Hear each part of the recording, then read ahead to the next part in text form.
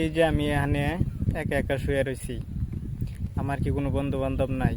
অবশ্যই আমারও বন্ধু বান্ধব আছে, কিন্তু একটা সময় একটা বয়স পার হইলে বন্ধু বান্ধব আর সবাই সব সময় সাথে থাকে না। আমার সাথে যারা আছে সবাই কর্মজীবনে ব্যস্ত, একমাত্র আমি ওই বেকার, বাড়িতে ঘুরি গাড়ি কোনো কিছু করি না। এই যে একটা জায়গা, একটা সময় ছিল এই জায়গায় আসলে মানে এত মানুষ থাকতো, বসার জায়গা থাকতো না। আর এখন আমি একা একা শুয়ে রয়েছি রাস্তার পাশে, নদীর পার, সব সময় ঠান্ডা বাতাস, মানুষের অভাব নাই বসার জন্য। আর এখন এই যে পুরাইয়া খালি একদম আমি একা একা শুয়ে রয়েছি, মানুষ নাই।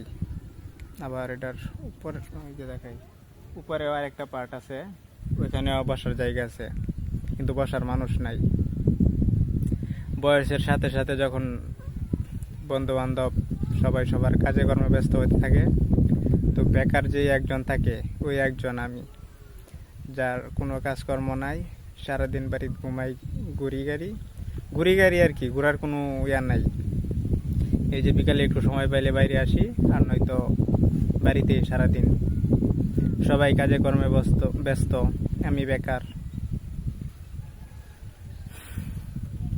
দোয়া করি সব সকল বেকার যুব সমাজের জন্য, তাদেরও একটি কর্মব্যবস্থা হোক, তারাও যেন নিজের সংসারের হাল ধরতে পারে।